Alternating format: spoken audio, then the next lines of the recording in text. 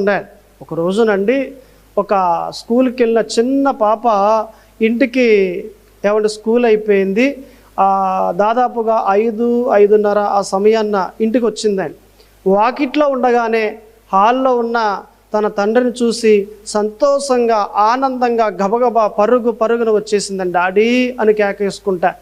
తండ్రి చూశాడు, రాగానే ఎత్తుకున్నాడు, ముద్దాడాడు. ఈలోగా అమ్మాయి చేతిలో చిన్న బైబిల్ ఉంది, గట్టిగా ఉంటే ఒక అరిచెయ్యి అంత ఉంటుంది అది. దాన్ని చూడగానే, ఒరే నీ చేతిలో ఉంది, ఏంటది బుక్ అది అని అన్నాడు. ఏమో డాడీ, స్కూల్లో ఇచ్చారు, యేసు ప్రభుకి సంబంధించిందట, అందరికీ ఇచ్చారు, నాకే కాదు అని చెప్పింది. ఒరే ఆ దేవుడు మన దేవుడు కాదు, ఆ దేవుని మనం నమ్ముకోవట్లేదు, ఆ దేవుడికి సంబంధించిన ఏ బుక్ అయినా ఏ గ్రంథం అయినా అది మన దగ్గర ఉండడానికి వీలు లేదు అని కోపంతో తండ్రి ఇలాగున తీసుకుని గిరట కొట్టాడు. ఆ బైబిల్ ఒక బల్ల క్రిందకి వెళ్ళిపోయింది. దగ్గరికి వెళ్ళి చేయి పెట్టి లాగుతూ ఉంటే రావట్లేదు, అందట్లేదు. సర్లే నువ్వు అక్కడే ఉండాలి, అన్నిటికన్నా క్రింద భాగంలో ఉండాలి, నీ బ్రతుకు అంతే, నువ్వు అక్కడే, నీ ప్లేస్ అదే అనేసి ఆ బైబిల్ అలాగే ఆ బూజులో ఆ క్రింద మట్టున్న లేక బూడుదున్న ఆ ప్లేస్లో అలా వదిలేసాడు. రోజులు అయిపోతూ ఉన్నాయి. ఆ నెలలన్నీ కూడా గతించిపోతూ ఉన్నాయి. ఒక 5 లేక 6 నెలలకి తన వ్యాపారం దెబ్బతిన్నదండి. లాభాలు తక్కువగా రావటం, నష్టం ఎక్కువగా కలగటం, అప్పుల పాలు అయిపోవటం, ఇలాగ తన జీవితం ఒక సంవత్సరానికి మొత్తం అప్పుల పాలు అయిపోయాడండి. అప్పుల పాలు అయిపోతే మీరు గ్రహించండి, ఒక్కొక్కటి తీర్చలేక చేతులు ఎత్తేస్తే ఆ వీధిలో ఉన్నవారు, ఆ గ్రామంలో ఉన్నవారు, వీడు ఎలాగా తీర్చలేడరా, అన్నదానికన్నా ఎక్కువైపోయింది, వీడు ఆస్తులు చూస్తేనేమో 6 లేక 7 లక్షల రూపాయలు ఉంటాయి, వీడు అప్పు చూస్తేనేమో 15 లక్షలు అయిపోయింది, డబుల్ అయిపోయింది, కాబట్టి ఇతడు ఇక తీర్చలేడు, కాబట్టి ఎంత మట్టుకు వస్తే అంత మట్టుకే వసూలు చేసుకుందాం అని అనుకుంటా ఉన్నారు వీధిలో వారు మాట్లాడుకుంటా. చూడండి, లోకంలో ఒక సామెత ఉంటుంది, చచ్చునుడు పెళ్ళికి వచ్చినంతే కట్నం అన్నట్లు. వీధిలో ఉన్నవారు ఒకడు వచ్చాడు, ఏవయ్యా నాకు 20,000 ఇవ్వాలి కదా, ఫ్రిడ్జ్ పట్టుకెళ్ళిపోతా ఉన్నాను అని ఫ్రిడ్జ్ పట్టుకెళ్ళిపోయాడు. ఇంకొకడు వచ్చాడు సాయంత్రం పూట, ఏవయ్యా ఇదిగో నాకు 30,000 రూపాయలు ఇవ్వాలి కదా, ఈ టీవీ పట్టుకెళ్ళిపోతున్నాను అని టీవీ పట్టుకెళ్ళిపోయాడు. ఇలాగున ఒక్కొక్కరు రావటం, ఒక్కొక్క వస్తువు పట్టుకెళ్ళిపోతూ ఉన్నారని ఇతడికి తల కొట్టేసినట్లు అయిపోయింది. తల దించేసుకున్నాడు. వీధిలోకి వెళ్ళాలి అని అంటే చాలా ఇబ్బందికరంగా ఉంది. ఆ టైంలో ఒకటి అనుకుంటా ఉన్నాడు, ఎందుకు బ్రతుకిక, చనిపోతే మంచిది అని ఇలాగ మనసులో అనుకుంటా ఉంటే ఈలోగా ఇంకొక వ్యక్తి వచ్చాడు. వచ్చి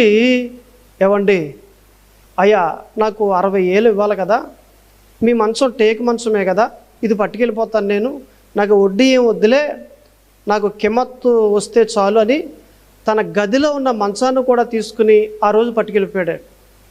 ఇతడు అనుకున్నాడక, నేను బ్రతకడం అనవసరమేక, బంధువుల్లోకి వెళ్ళలేను, వీధిలోకి వెళ్ళలేను, చనిపోవడమే సరి అని ఆ రాత్రికి చనిపోవాలని మందులో పురుగుల మందు కలుపుకుని ఆ బాటిల్ తెచ్చుకుని గదిలో తలుపులు వేసేసుకుని, మంచం లేదు కదా, క్రింద భాగంలో కూర్చుని ఉన్నాడు.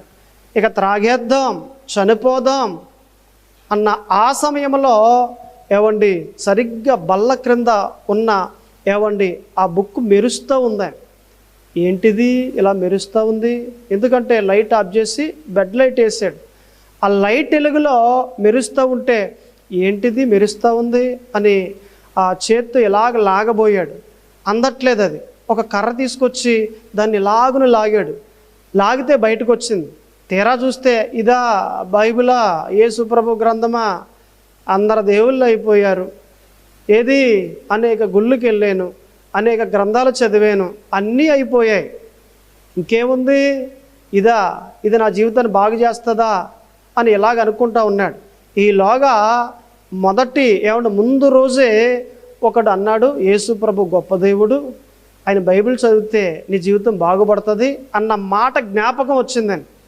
అలాగా యేసు ప్రభు నా జీవితాన్ని బాగు చేసేంత శక్తి ఆయనకు ఉందా, అసలు ఈ బైబిల్లో ఏముందో నేను చూస్తాను అని అలాగున తెరిచి చూడగానే ఒక మంచి వాక్యము వచ్చిందండి.